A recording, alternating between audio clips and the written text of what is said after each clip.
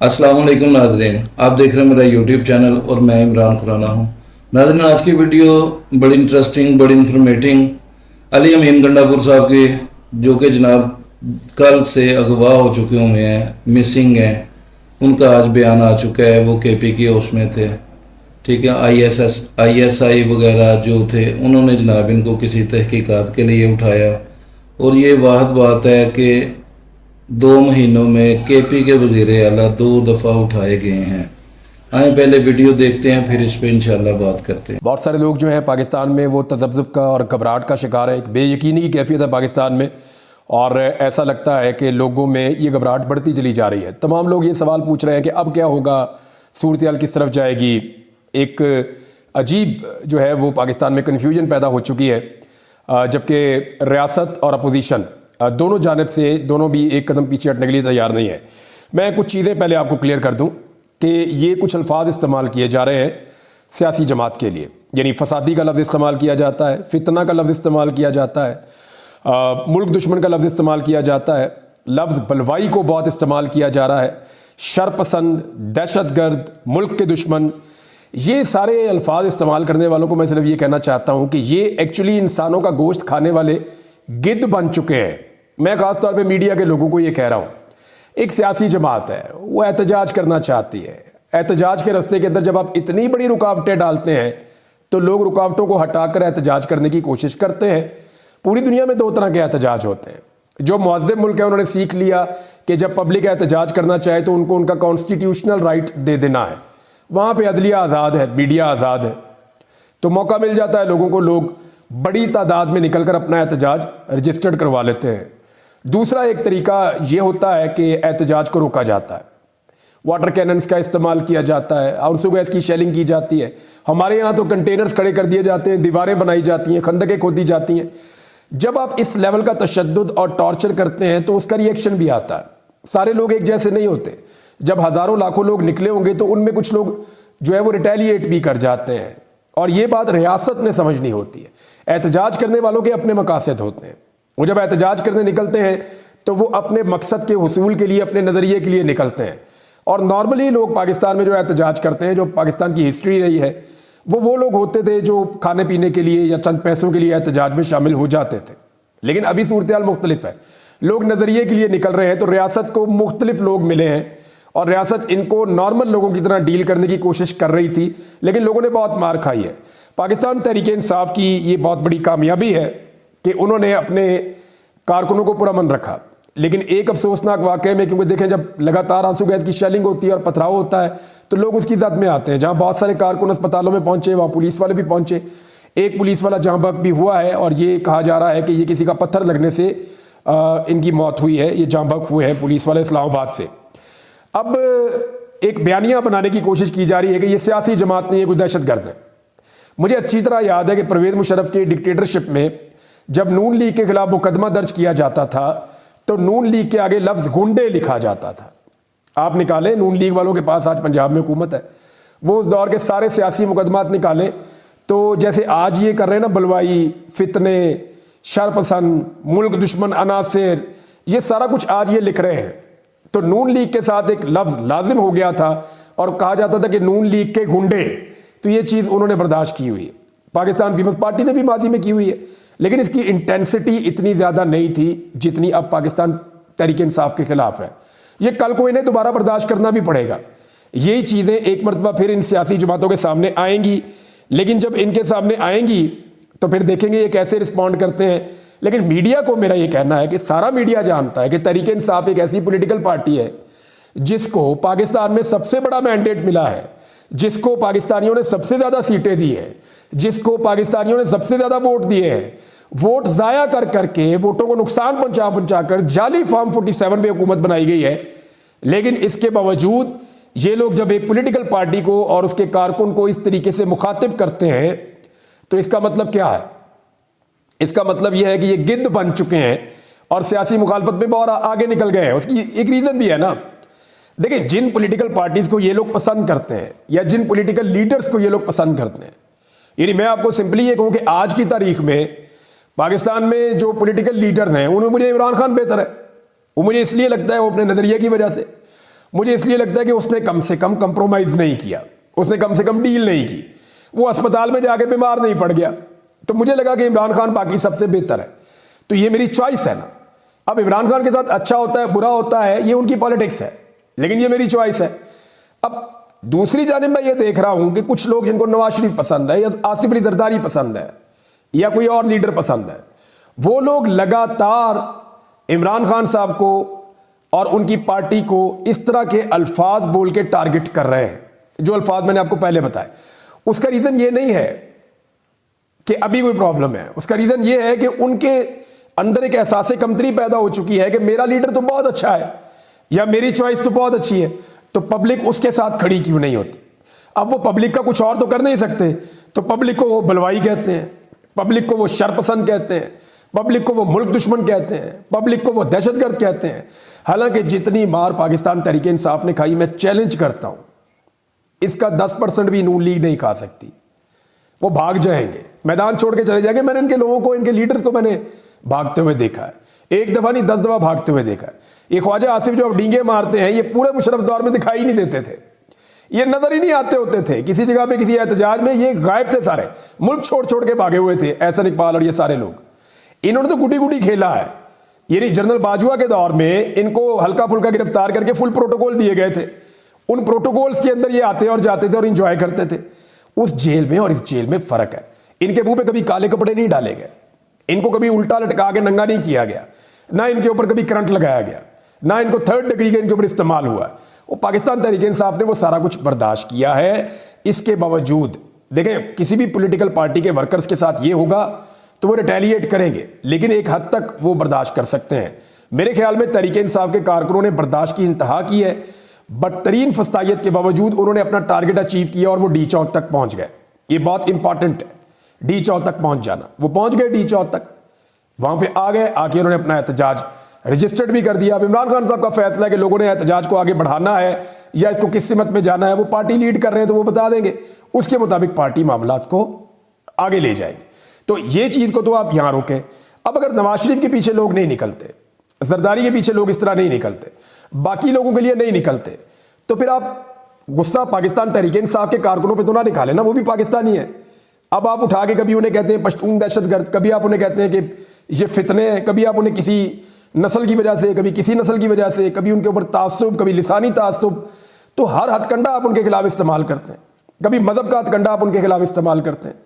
तो ये ना सिर्फ बदकिस्मती है बल्कि ये बुरी बात है, ऐसा नहीं होना चाहिए। कम से कम मीडिया को ये चाहिए कि एक पॉलिटिकल पार्टी को पॉलिटिकल पार्टी की तरह ही डील करे।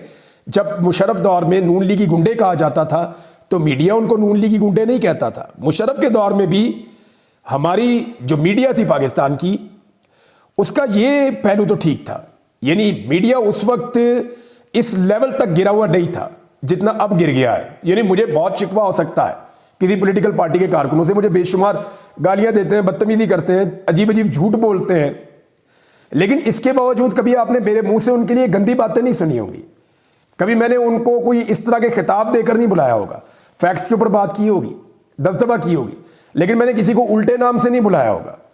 तो ये बाकी मीडिया को भी इस बात का एहसास करना चाहिए कि वो ऐसा ना करें। नाज़रीन, इस वक्त की जो सबसे बड़ी मुश्किल है और जो सबसे इंपॉर्टेंट चीज़ है उसकी तरफ आ जाते हैं, वो है आईनी तरमीम। अली अमीन गंडापुर की बाजियाबी कोई बड़ा मसला नहीं है, 1 2 3 4 5 6 7 8 10 दिन मैक्सिमम इतना टाइम ही रखा जा सकता है। तो अल्टीमेटली अगर गवर्नर राज लगा भी दिया तो थोड़े अरसे में अली अमीन गंडापुर सब बाहर आ ही जाएंगे, वो कोई इतना बड़ा मसला नहीं है। यानी ये है तो बहुत बुरा जो मिसालें कायम हो रही हैं। कल को मुझे पता है कि PMLN पीपल्स पार्टी अपने आप को इससे अलग कर देंगे और पाकिस्तानी इदारों के गले ये वाली बदनामी हमेशा के लिए चपक जाएगी कि एक वज़ीर आला को 1 महीने में 2 मरतबा लापता कर दिया गया। देखें, जो पॉलिटिकल पार्टीज होती है ना, वो अपना बयानिया बना ही लेती हैं, आज नहीं तो कल बना लेती हैं। जो लोग भुट्टो के अंदर होने के ऊपर खुश हो रहे थे ना, बगले बजा रहे थे, इंजॉय कर रहे थे, वो सहाफ़ी बाद में भुट्टो की हमायत में लिखते और पढ़ते रहे और बोलते रहे। जो लोग शेख मुजीब के खिलाफ थे वो बाद में उनके हक में भी बोलते लिखते और पढ़ते रहे सानिया हो जाने के बाद। तो जो सियासी जमातें हैं या सहाफ़ी हैं, वो कहीं ना कहीं आकर अपना बयानिया बना लेते हैं, इदारे नहीं बना पाते। इदारों का ये काम नहीं होता ना।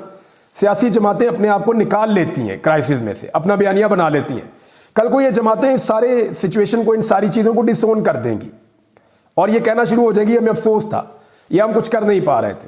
लेकिन इदारे इस दलदल में फंस जाएंगे और बहुत बुरी तरह फंस जाएंगे, और उनका रिकॉर्ड ना सिर्फ ख़राब हो जाएगा बल्कि बहुत ज़्यादा ख़राब हो भी गया है।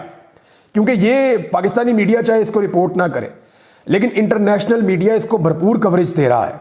कहाँ कहाँ पे दे रहा है देखें, मैंने जो अभी तक देखा, अल जज़ीरा पे, वाशिंगटन पोस्ट में, DW न्यूज़ पे, चाइना के मुख्तलिफ अखबारात हैं और मुख्तलिफ उनके जरीदे हैं, वहाँ पे लिखा जा रहा है, रॉयटर्स के ऊपर, AFP के ऊपर, गल्फ टुडे के ऊपर, और जो अरब अखबारात हैं मुख्तलिफ उनमें, तुर्किश अखबारात हैं उनमें, जो इंडियन अखबारात हैं उनमें, यूरोप में, अमेरिका में, हर जगह पे इसकी कवरेज हो रही है पाकिस्तान तहरीक इंसाफ के एहतजाज की।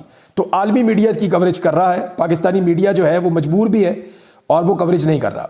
निज़ाम ने ऐसा लगता है कि ज़िद पकड़ी हुई है कि इन्हीं ख़ानदानों को इक़्तिदार में रखना है जो पाकिस्तानियों की नज़र में सारी खराबियों के लिए ज़िम्मेदार है, और इनकी खराबियों की निशानदेही भी ये निज़ाम खुद करता रहा है। ये भी एक बहुत बड़ी हकीकत है। आज निज़ाम उनके साथ खड़ा हो गया, लेकिन पाकिस्तानियों ने उनके साथ खड़े होने से इनकार कर दिया है। पाकिस्तानी इदारे जो गलतियां कर रहे हैं इसका खुमियाजा उन्हें भुगतना पड़ेगा, और ये जो सियासतदान है ये बड़े आराम से पल्लू छुड़ाकर निकल जाएंगे। ये मैं फिर बता रहा हूँ, पहले भी कई दफ़ा कह चुका हूँ। अब आ जाए एक मामले पे कि ये सब इस वक्त क्यों हो रहा है। गंडापुर साहब, मैंने आपको कहा बाहर आ जाएंगे, इमरान खान साहब आज नहीं तो कल वो भी बाहर आ जाएंगे। ये जितने कारकुन गिरफ्तार हुए पहली दफ़ा तो नहीं हुए, पहले भी हुए थे। तहरीक इंसाफ के 10,000 से ज़्यादा कारकुन गिरफ्तार हुए थे, अब 1,000 1,500 और हो गया, ये भी बाहर आ जाएंगे। सहाफ़ियों पर तशद्दुद पहले भी हुआ था, अब भी हो रहा है, ये जख्म भी भर जाएंगे। ये सारी चीज़ें ठीक हो जाएंगी, लेकिन अगर एक चीज़ ऐसी है जो हो गई तो वो ठीक नहीं होगी। उसको ठीक करने के लिए फिर हो सकता है कि बहुत लंबा अरसा, हो सकता है सालों तक इंतज़ार करना पड़े, और वो है आईनी तरमीम। इस वक्त सबका फोकस आईनी तरमीम पे होना चाहिए, अपोजिशन का फोकस भी इस वक्त आईनी तरमीम पे होना चाहिए, और हुकूमत का पूरा फोकस इस वक्त है ही आईनी तरमीम पे। मैं आपको बता दूं कैसे। ये जितने MNA हैं ना पाकिस्तान तहरीक इंसाफ के, जिनको काबू करना है और उनसे वोट लेना है बाजू मरोड़ के ज़बरदस्ती करके, इन सबको महफूज किया हुआ था अली अमीन गंडापुर ने, और अली अमीन गंडापुर इस वक्त खुद गैर महफूज हो चुके हैं। तो इस वक्त 3-4 लोगों की बड़ी अहम रिस्पॉन्सिबिलिटी है। एक फैसल अमीन गंडापुर जो अली अमीन के भाई भी हैं और मेंबर कौमी असम्बली भी हैं, बैरिस्टर गौहर, उनकी रिस्पॉन्सिबिलिटी है, और स्पेशली जो नाम अब मैं लेने लगा हूँ, उमर अयूब साहब। उमर अयूब साहब की भी एक जिम्मेदारी है कि वो अब कुछ भी करके जो MNA जिनको अली अमीन गंडापुर ने महफूज किया था उनको बिल्कुल महफूज रखें, और कम से कम 25 तारीख तक, जब तक काजी फ़ायद ईसा साहब रिटायर नहीं हो जाते, तब तक के लिए इस आईनी तरमीम का रास्ता हर हाल में रोकें। अगर ये MNA उनके हाथ से निकल गए तो खेल उनके हाथ से निकल गया, और ये आईनी तरमीम हो गई तो फिर ये बहुत लंबे अरसे के बाद जाकर रिवर्स हो सकेगी, और हो सकता है फिर इसको रिवर्स करना मुमकिन ना रहे, क्योंकि सूरत हाल का कोई पता नहीं होता।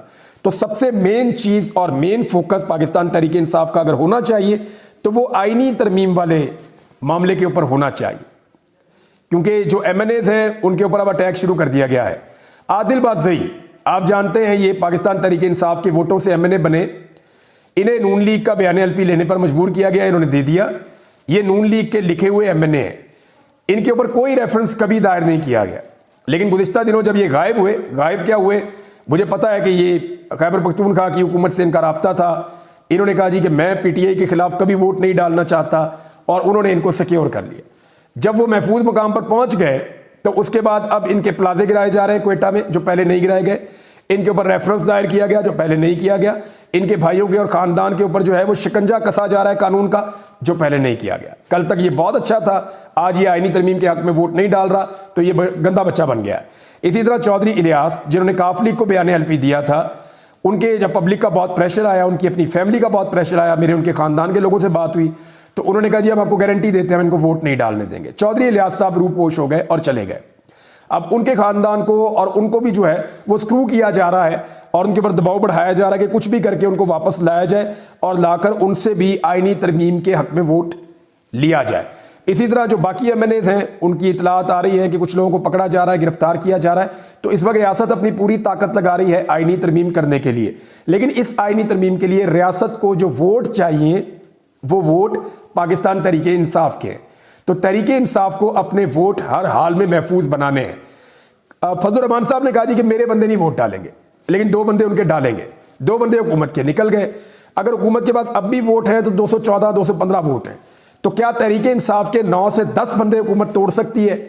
ये बहुत बड़ा सवाल है। और अगर तहरीक इंसाफ के 9 से 10 बंदे इन हालात में, जब अवाम तहरीक इंसाफ के साथ खड़ी हुई है और कोई भी तहरीक इंसाफ को छोड़ना नहीं चाहता, अगले 15 दिन तहरीक इंसाफ की क़यादत अपने वोटर्स, अपने MNAs को महफूज नहीं रख सकती, तो मुझे नहीं लगता फिर इनको सियासत करने का कोई हक है इस मुल्क के अंदर। सारी चीज़ें पुरानी हो जाएंगी, सारी चीज़ें रिवर्स की जा सकती हैं, सारी चीज़ें बदली जा सकती हैं, लेकिन अगर ये आईनी तरमीम हो गई तो अमली तौर पे पाकिस्तान में इंसानी हुकूक मुअत्तल हो जाएंगे, अदलिया की आज़ादी ख़त्म हो जाएगी, अदलिया जो है वो एक रबर स्टैम्प तरह की चीज़ बनकर रह जाएगी, और अदलिया को कंट्रोल करने के बाद पाकिस्तान में हर चीज़ को मुक़तदरा जो है वो कंट्रोल कर सकेगी। इस वक्त एहतजाज की एक हिकमत अमली है पाकिस्तान तहरीक इंसाफ की कि अगर वो एहतजाज करना चाहते हैं तो करें, लेकिन इससे ज़्यादा ज़रूरी ये है कि वो अपने MNAs को हर हाल में अपने काबू में रखें। नाज़रीन, पाकिस्तान में कुछ चीज़ें पहली दफ़ा हो रही हैं, यानी एक वज़ीर आला को 1 महीने में 2 मरतबा लापता किया गया, पहली दफ़ा हो रहा है। एक साबिक वज़ीर आज़म को एक अदालत के अहाते से गिरफ्तार कर लिया गया, पहली दफ़ा हुआ। 9 मई के वाक़यात हमने देखे, ये चीज़ें पहली दफ़ा हुई।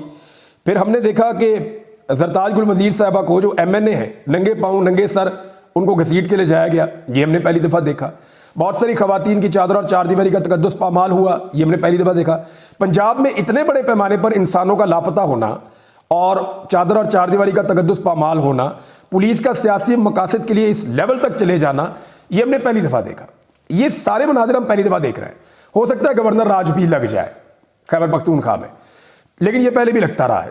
तो क्योंकि हम ये बहुत सारी चीज़ें पहली दफ़ा देख रहे हैं तो हमें अजीब लग रही हैं, लेकिन दूसरी तरफ हम कुछ और चीज़ें भी पहली दफ़ा देख रहे हैं। हमने किसी पंजाब की जो एक अशराफिया है उसको पहली दफ़ा मुज़ामत करते हुए देखा। हमने पंजाब के अंदर जो मिडिल क्लास है उसको पहली दफ़ा सियासत के अंदर इतना ज़्यादा बाशऊर होते हुए देखा। हमने पहली दफ़ा आवाम को फस्तायत का मुकाबला सब्र से और पुरअमन तरीके से करते हुए देखा। हमने देखा कि एक लीडर ने जेल में जाकर घुटने टेकने से इनकार कर दिया, पहली दफ़ा देखा। यानी भुट्टो साहब के दौर के बाद तो देखा ही नहीं। हमने पहली दफ़ा ऐसा देखा कि एक आदमी ना बीमार होता है ना जेल से अस्पताल जाता है, पहली दफ़ा देखा। हमने पहली दफ़ा देखा कि इतने बड़े पैमाने पर कारकुनों की गिरफ्तारी के बावजूद पॉलिटिकल पार्टी नीचे जाने के बजाय ऊपर जा रही है। पहली दफ़ा देखा कि अदलिया ने, सबने मिलकर एक इलेक्शन हराया एक पॉलिटिकल पार्टी को, लेकिन वो फिर भी जीत गई। हमने पहली दफ़ा देखा कि एक पॉलिटिकल पार्टी का इंतखाबी निशान ही छीन लिया। हमने पहली दफ़ा देखा कि एक पॉलिटिकल लीडर को गिरफ्तार किया गया और जब से वो गिरफ्तार हुआ तब से लेकर अब तक हमने उसको देखा ही नहीं, ना उसकी आवाज़ सुनी। तो ये बड़ी अजीब चीज़ है, ये सब कुछ पहली दफ़ा हो रहा है। तो ये एक नई तारीख बन रही है। जब बहुत सारी चीज़ें पहली दफ़ा हो रही होती हैं ना, तो फिर आप उम्मीद ना छोड़ें, क्योंकि हो सकता है कि पहली दफ़ा पाकिस्तान में अवाम का राज आ जाए, हो सकता है कि पहली दफ़ा पाकिस्तान में ये अंधेरा छट जाए, हो सकता है कि पहली दफ़ा पाकिस्तान में बंद कमरों के फैसले कलअदम हो जाए, हो सकता है कि पहली दफ़ा पाकिस्तान में मीडिया और अदलिया मुकम्मल तौर पे आज़ाद हो जाए, हो सकता है पाकिस्तान में पहली मरतबा हकीकी जमहूरियत और हकीकी आज़ादी आ जाए। तो ये चीज़ें पहली दफ़ा हो रही हैं, तो पहली दफ़ा हो सकता है ये भी हमें मिल जाए। लेट्स सी, देखते हैं कि इसमें आगे चलकर क्या होता है। कुछ और चीज़ें भी आपके साथ शेयर करनी थी, लेकिन यहाँ वक्त कम है और मुकाबला बहुत सख्त है, चीज़ें बहुत तेज़ी से गुजर रही हैं।